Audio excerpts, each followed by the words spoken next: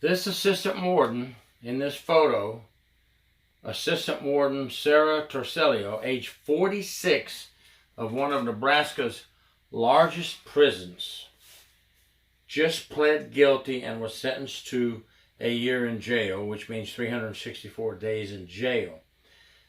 She avoided a 23-year prison sentence by taking a plea deal, which in return they dropped her sexual assault charges against or with an inmate. Now, she was having a relationship with an inmate, personal relationship, and that is definitely a felony and is against the rules and regulations of the department.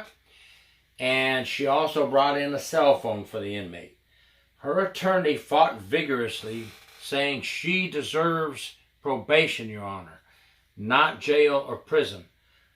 The judge absolutely refused probation and wanted her to go behind bars at least for 364 days.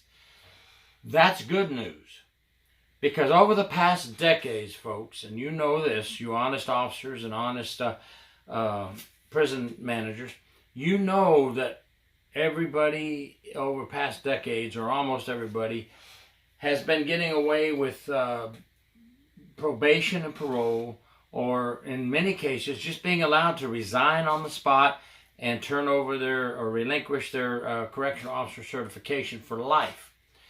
That's not working, obviously, folks. That's definitely not working. So I'm glad to see somebody get a jail sentence. And we're starting to see more states and more counties asking and fighting for a jail or prison sentence for staff members who have relationships with inmates. 18 years on the job, and this assistant warden blew it all, no pun intended, for an inmate.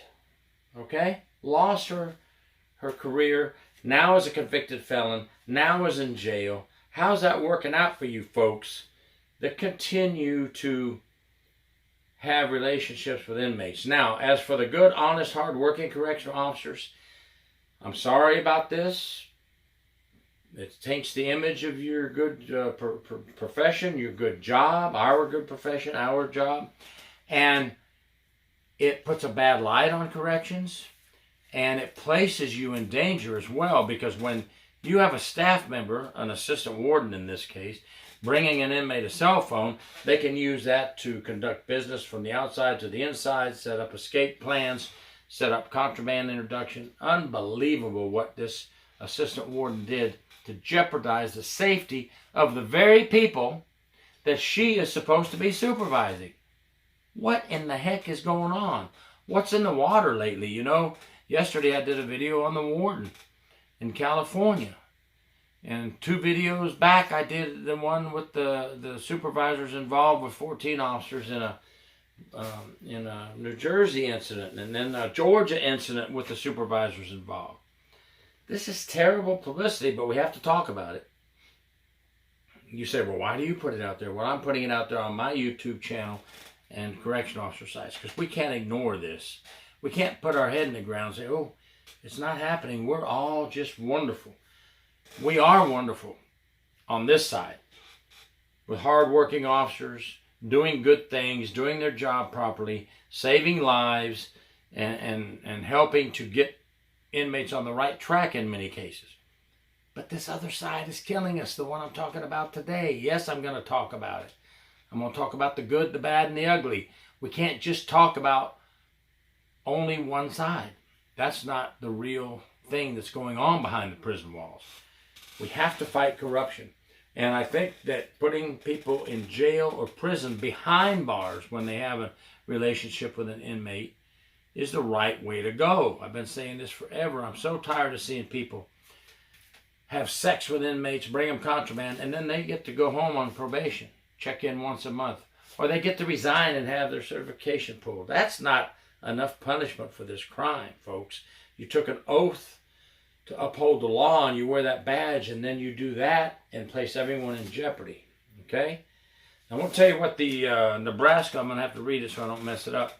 Nebraska Department of Corrections Interim Director Diane Sabatka Ryan stated, "There is no excuse under any circumstances for Nebraska Department of Corrections staff members to engage in personal relationships with inmates or with an inmate.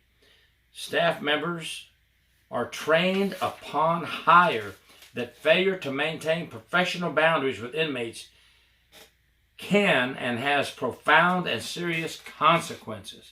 Good job, Secretary. Get them. Let's get some more jail and prison sentences on these people who aren't going to learn from this. Why don't people learn? It's the old, they can't catch me. I'm too sneaky. I'm an assistant warden. They'll never figure that out. Just like that warden in California. I'm the warden. Who's going to tell on me? They'll be scared to tell on me. You know, that cocky type of attitude. And what it really is they're stupid. Stupid, ignorant, and arrogant. And they think they can get away with it in these high positions. Okay? What is in the water lately, folks? Everybody keep training people when they come in. Correctional Officer Justin Wade trains people where he's at, and I didn't ask him if I could say his name. I don't think he'll mind, though. And he said he tells everybody, I don't care if you're brand new, you got 10 years in, or you got 30 years in. You can be manipulated by an inmate, and you're going to suffer the consequences. And it's not going to be good. And I told him, kudos for you. Everybody needs to set this in gear and get it through people's heads. Your honest officers are not going to do this. They're not going to do this. Your borderline officers who can get manipulated, possibly, they could fall into the trap of manipulation. Your dirty officers that slip through the cracks, and it happens, folks, are going to go for this type thing. But what's up with an assistant warden with 18 years and then a warden out in California with many years?